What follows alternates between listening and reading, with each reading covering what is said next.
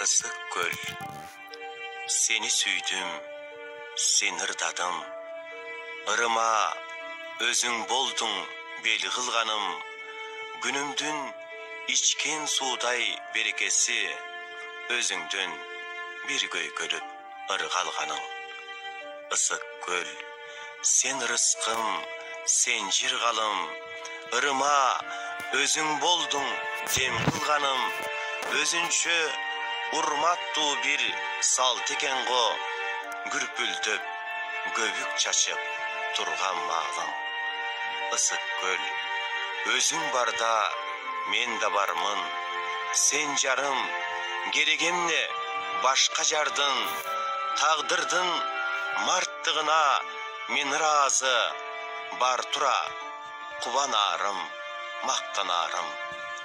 Эй көлүм, тунугундай тунуп турсаң, бирокта тунуга кыл уул туусаң, кубатсыз мендей начар акындарды саламатсыздарбы кымбаттуу окуучулар?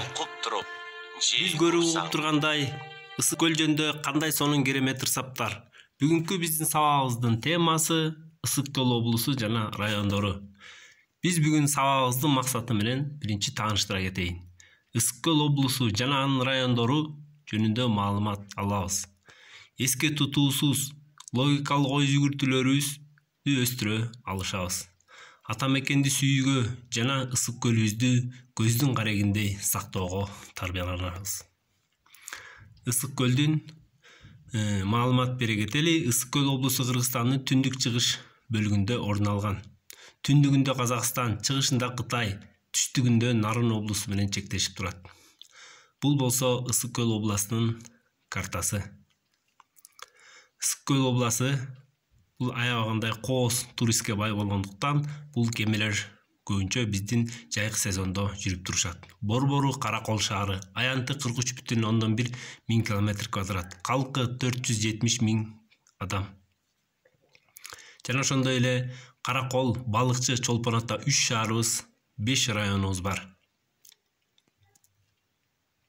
Бийик аска тоолорубуз, ак мөңгүлү зоолорубуз жана көчмөндөр оюн өткөн ат майданы, бийик боз топурактуу тоолору, шаркырап аккан суулары жана шаркыратмалары кооз. Биздин керемет жаратылышыбыз. Бул жети өгүздүн атына заты жарашкан жети өгүз тоосу. Жана ден соолукка пайдалуу баткактар жана ошондой эле булдун биздин көчмөн элдер болгондуктан биздин жайлоодогу боз ийлер.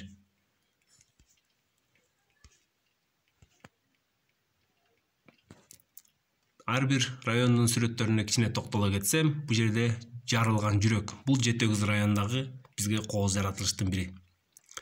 Жети өгүз районундагы жети өгүз курорттун жанындагы ушул атына заты келген жети өгүз тоолору. Бул сүрөттө көрүнүп тургандай биз кайсы районда жашайбыз? Албетте Тоң районунда жашайбыз. Бул Кыргызстан картасындагы Тоң районунун Кызыл жазуудагы чиймеси. Ысык көл облусунун чыгыш бөлүгүндө жайгашкан Ак Суу району. Биздин Ысык көл облусунун 5 районунун бири Түп району. Кыргызстан картасында кызыл чийим менен турат. Бул аянты жагынан эң кичинекей райондордун бири. Ысык көл облусунун борбору болгон Каракол шаарындагы областтык администрациясы. Ысык көл областындагы жеке менен жеке жалгыз бир университетибиз Касым Тыныстанов атындагы Ысык көл мамлекеттик университети. Эң баса белгилеп айта кетчү жагдайыбыз Ысык көл туристтик картасы. Бул көл тегерете ар кандай кооз жайлар, санаторийлер, курорттор, жакшы жаратылыштар бардыгы тең бизди Ысык көлүбүз тегерегинде Ысык көлүбүздү курчап турат. Бу жерден баарын атап айтып кеткендин бу жерден өзүңөр деле көрүп аласыздар. Бу жерден бир деле атай кетсем, Кырчын жайлоосу бул дүйнөлүк көчмөндөр оюндагы этномаданиятты чагылдырылган ушул жерде Кырчын жайлоосунда. Кошумча маалымат бере кетейин. Бир жылда ушул Ысык көл облусунда 1 миллиондон ашык туристтер келип эс алып ушул биздин ысык көлгө түшүп кетет экен. Ушул ысык көлдүн түндүк бөлүгүндө жайгашкан бул биздин пансионаттар, санаторийлер, эс алуучу жайлар.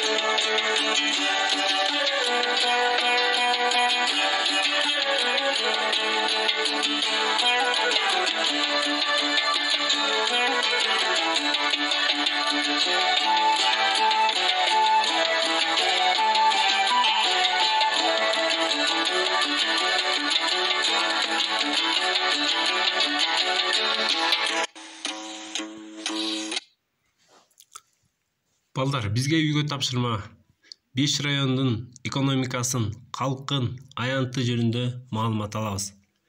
Биздин ушул Ысык көл облусунда ар ким кыргыздын жараны ушул Ысык көлдү бир сагынуу болбосо керек. Биз сабагыбызды жыйынтыктап жатып, ушул бир аз ырсаптар менен сабагыбызды жыйынтыктайлы. Ысык көл кээде тынчта, кээде толкун, толкуса толкунуна тең ортокмун. Турмушта канча жолдош күтсөм дагы, бир сырлуу мындай жолдош күткөн жокмун. Көчкө окшоп саптар чубап, жигиттер күлкүгө мас кетип барат. Бак ширкин турмуш канча мол болсо да ар дайым бир жерин толбой калат. Ысык көл ата журттун күчүн сынап, өзүнчө өйдө төмөн жүрүш кылат. Күч ошол күйбөй турган суу болсо да, көк түтүн ала буруу толкун чалып.